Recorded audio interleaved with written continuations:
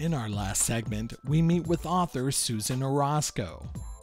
Susan was raised in Toledo, Ohio, but now resides in Southern California. We asked how this transition has inspired her book, Latino Power. It was a hard childhood with that extreme prejudice and bigotry that we were brought up with.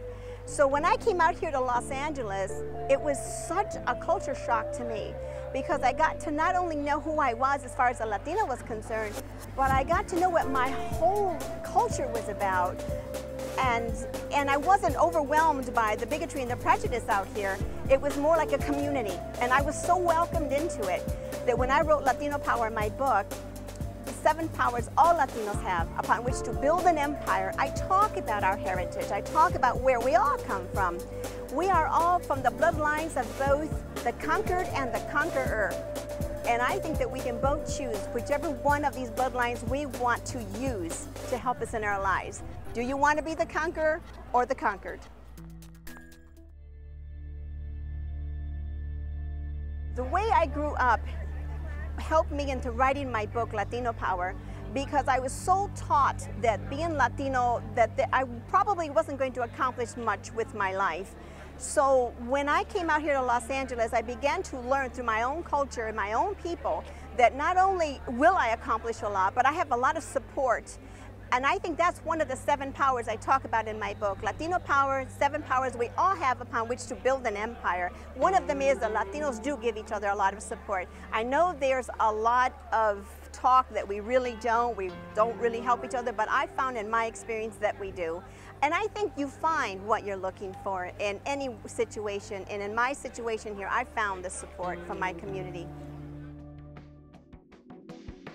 Susan shared with Hispanic Lifestyle why her book, Latino Power, is important for everyone to read.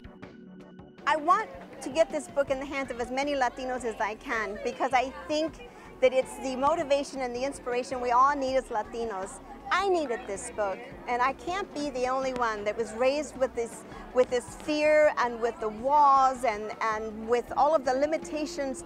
I was just under layers and layers of limitations, and I just can't be the only Latina that's going through that, or Latino.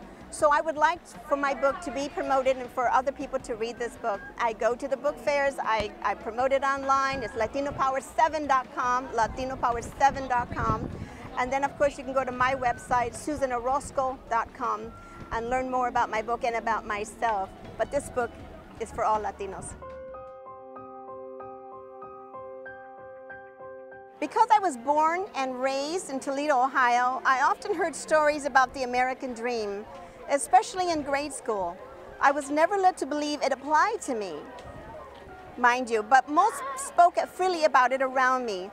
I did not feel invited to the big dream like the others in my life because I was different. I was Mexican. I had brown skin. My parents, my 5 brothers, and I were the only non-whites in our neighborhood. We were the only Mexicans in our grade school and high school. I was not raised with my own kind. I did not have other Latinos to bond with and to feel strong with. All I had was my immediate family. Unless we were together, we were nothing less than sitting ducks for the bullies in our neighborhood, and there were many. We felt powerless for most of our young lives. As a result, we were forced to bond together and find strength with each other. We finished our segment with Susan by asking about the steps she goes through to market herself. I promote myself a lot through YouTube. I have a lot of films on YouTube, and I talk about what I write about. And I have, of course, my website address at the bottom, like the wet spot, so that people can see who I am, what I'm about, where they can find out more about me through my website.